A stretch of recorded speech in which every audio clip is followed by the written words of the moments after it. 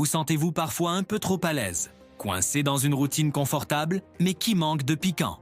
Et si je vous disais que le secret d'une vie plus riche et plus épanouie se trouve justement en dehors de cette zone de confort? C'est une idée audacieuse, mais c'est exactement ce que le philosophe Friedrich Nietzsche nous suggère.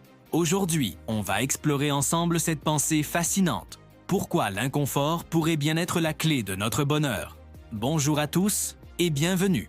Alors, Nietzsche, ce nom évoque souvent des images de moustaches imposantes et d'idées complexes sur le surhomme et la volonté de puissance. Mais au-delà de ces concepts célèbres, il y a une leçon de vie incroyablement pertinente pour nous aujourd'hui.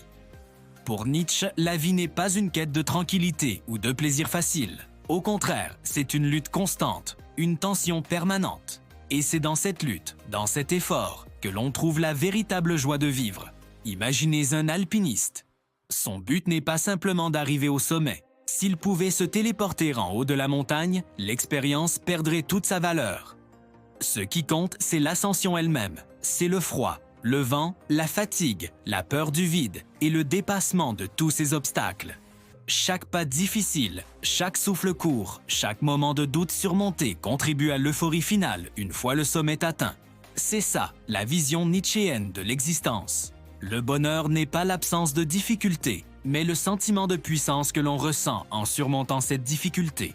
Nietzsche appelle ça la volonté de puissance. Attention, ce n'est pas la volonté de dominer les autres, comme on le caricature souvent. C'est avant tout une volonté de se dominer soi-même, de se dépasser, de grandir. C'est une force intérieure qui nous pousse à chercher des défis, à nous mettre à l'épreuve. Quand on reste dans notre zone de confort, cette volonté de puissance s'endort. On devient passif. On subit la vie au lieu de la créer. On cherche le repos, la sécurité, l'absence de douleur.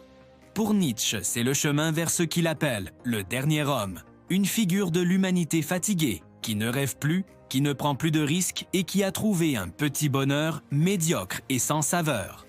Le dernier homme dit « Nous avons inventé le bonheur » et il cligne de l'œil. C'est un bonheur fait de petites satisfactions, de confort matériel, de divertissement facile. Il évite tout ce qui pourrait le perturber. Il ne veut ni souffrir, ni lutter, ni désirer ardemment. Ça vous rappelle quelque chose? Dans notre société moderne, on est constamment bombardé de messages nous incitant à chercher le confort. Des applications de livraison qui nous évitent de sortir. Des services de streaming qui nous offrent un flux infini de divertissements passifs. Des algorithmes qui nous montrent uniquement ce qu'on aime déjà. On nous vend l'idée qu'une vie sans effort est une vie réussie. Mais Nietzsche nous met en garde. Ce confort a un prix, celui de notre vitalité. En évitant l'inconfort, on se prive des expériences qui nous forgent, qui nous rendent plus forts, plus résilients, plus vivants.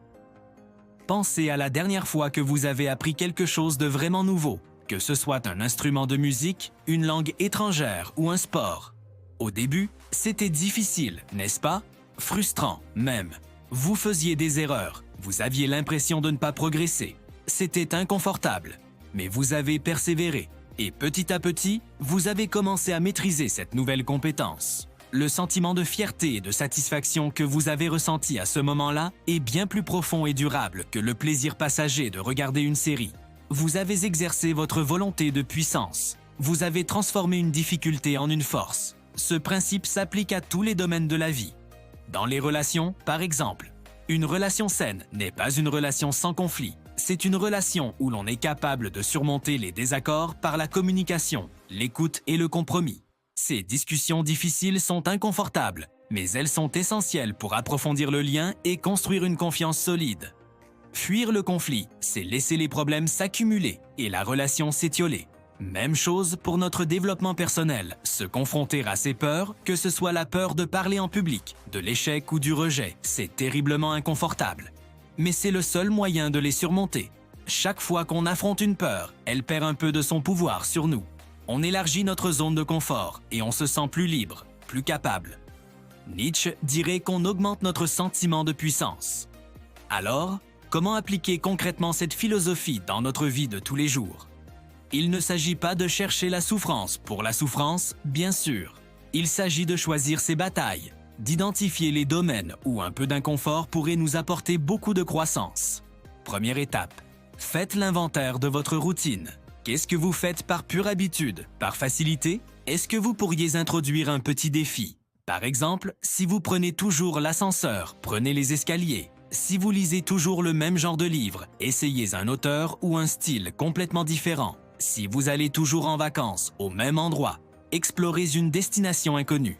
Ces petits changements brisent la monotonie et stimulent votre esprit. Deuxième étape, fixez-vous un objectif qui vous fait un peu peur. Apprendre à coder, courir un semi-marathon, monter votre propre projet, choisissez quelque chose qui vous semble juste un peu au-dessus de vos capacités actuelles.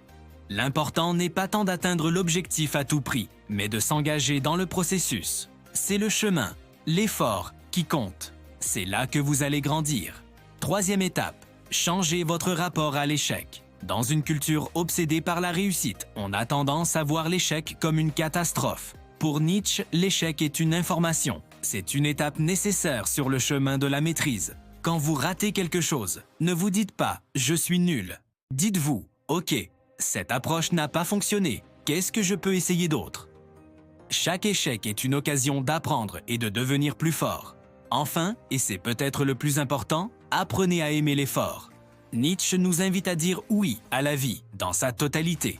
Pas seulement les moments de joie, mais aussi les moments de lutte, de douleur et de tristesse. C'est ce qu'il appelle l'amor fati, l'amour du destin. Aimer tout ce qui arrive, non pas par résignation, mais parce qu'on sait que chaque événement, même difficile, est une opportunité de croissance. C'est une perspective radicale, mais incroyablement libératrice. Si vous pouvez voir la difficulté, non pas comme un obstacle au bonheur, mais comme un ingrédient du bonheur, alors plus rien ne peut vraiment vous arrêter. Le but n'est pas de vivre une vie de moine ascète, de se priver de tout plaisir. Nietzsche aimait la bonne chair, le vin, la danse. Il s'agit de trouver le bon équilibre, de savoir apprécier les moments de repos et de plaisir, mais de ne pas en faire le but ultime de notre existence. De comprendre que la croissance et l'épanouissement se trouvent dans la tête, dans l'attention, dans l'alternance entre l'effort et la récompense. En résumé, la prochaine fois que vous vous sentirez face à un défi, face à une situation inconfortable, ne la fuyez pas. Rappelez-vous de la leçon de Nietzsche. Voyez-y une chance d'exercer votre volonté de puissance, une occasion de grandir, de vous sentir plus vivant. Le vrai bonheur n'est pas un état de confort permanent, c'est un sentiment dynamique. C'est le sentiment de surmonter, de créer, de devenir. C'est la joie de l'alpiniste qui, à chaque pas, se rapproche du sommet, non pas malgré la difficulté, mais grâce à elle.